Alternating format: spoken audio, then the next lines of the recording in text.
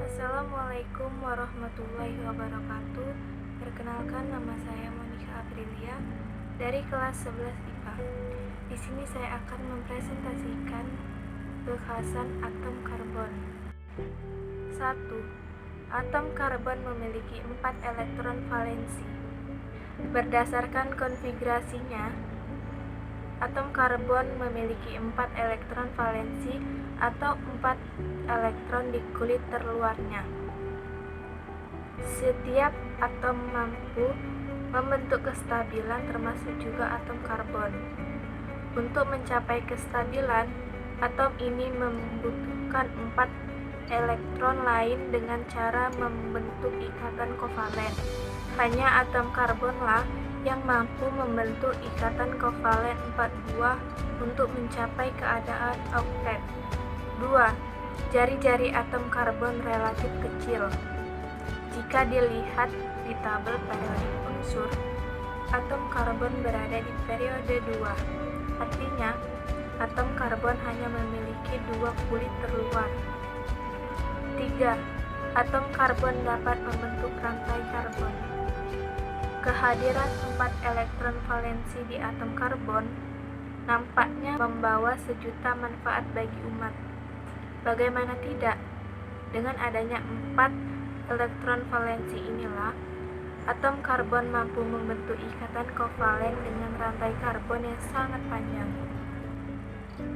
Posisi atom karbon di dalam rantai karbon. Berdasarkan jumlah atom karbon lain yang diikat, terdapat 4 kemungkinan posisi atom C dalam rantai karbon, yaitu 1.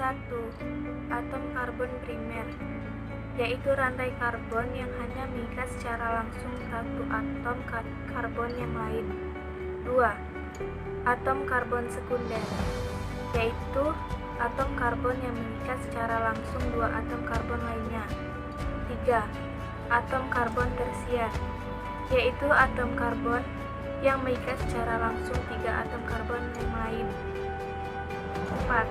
Atom karbon kuartener, yaitu atom karbon yang mengikat secara langsung 4 atom karbon yang lain. Jenis atom menurut ikatan antar atomnya. Berdasarkan jenis ikatan antar atomnya, senyawa yang mengandung karbon bisa dibedakan menjadi 2, yaitu 1. Ikatan jenuh atau ikatan tunggal. Terjadinya ikatan jenuh jika masing-masing atom karbon memberikan sebuah elektron. Hal itu akan membentuk sepasang elektron milik bersama. Untuk lebih jelasnya, simak gambar berikut. 2. Ikatan tidak jenuh atau ikatan rangkap. Ikatan jenuh adalah jenis ikatan di mana 2 buah atom karbon memberikan lebih dari 1 elektron. Akibatnya, jumlah pasangan elektron yang dimiliki bersama lebih dari 1 pasang. Adapun contoh ikatan yang akan ditunjukkan oleh gambar berikut. Jenis karbon berdasarkan bentuk rantai atom karbonnya. Berdasarkan bentuk rantai atom karbonnya, senyawa hidrokarbon bisa dibagi menjadi 3, yaitu 1. Rantai karbon alifatik. Rantai karbon alifatik merupakan contoh rantai atom terbuka yang bisa berupa rantai lurus maupun bercabang. Contoh senyawa yang memiliki rantai karbon alifatik adalah N-butana dengan rumus molekul C4H10. Untuk rumus molekul yang sama, contoh rantai alifatik bercabang bisa Weberian lihat pada 2-metil propana. Berikut gambarnya.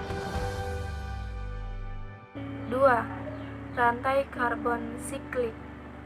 Jika rantai karbon alifatik bersifat terbuka, berbeda halnya dengan rantai karbon siklik yang bersifat tertutup. Rantai ini memiliki ikatan rangkap di dalamnya. Rantai karbon siklik dibedakan menjadi dua berdasarkan komponen penyusunnya.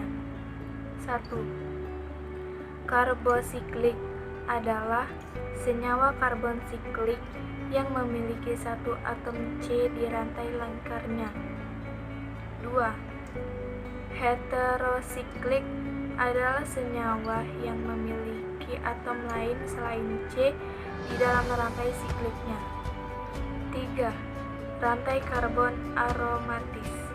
Rantai karbon aromatis merupakan salah satu bentuk kekhasan atom karbon yang tidak akan bisa ditemukan pada atom-atom lainnya. Pada rantai karbon aromatis, terdapat 6 atom karbon yang membentuk rantai siklik dengan ikatan rangkap yang berselang-selang. Adanya ikatan rangkap yang berselang-seling ini akan memicu terbentuknya awan-awan elektron di sekeliling ikatan rangkap. Nah, senyawa yang memiliki rantai karbon aromatis disebut sebagai benzena. Salah satu contoh benzena adalah natrium benzoat yang biasa digunakan sebagai bahan pengawet makanan. Senyawa karbon organik dan anorganik. 1. Abilitas terhadap pemanasan. Senyawa organik ini sangat tidak stabil terhadap adanya pemanasan. Seharusnya pada suhu di atas 600 derajat Celcius. Senyawa organik umumnya sudah terurai. Kenapa?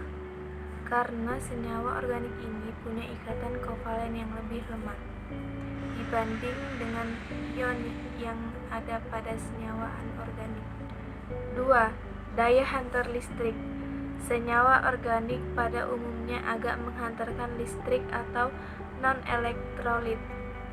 Sedangkan senyawa anorganik yaitu senyawa ionik yang bisa menghantarkan listrik atau elektrolit. 3. Titik leleh dan titik didih. Senyawa organik ini pasti mempunyai titik leleh dan titik didih yang relatif rendah.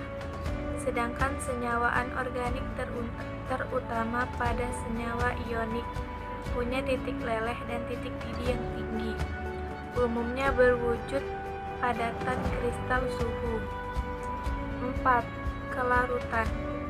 Senyawa organik lebih mudah larut ke dalam pelarut yang relatif nonpolar seperti eter dan kloroform dibanding dengan pelarut polar seperti air dan asam asetat.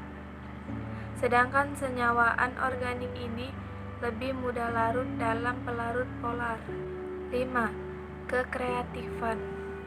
Reaksi senyawa organik berlangsung lebih lambat dari reaksi anorganik, kecuali reaksi pembakaran.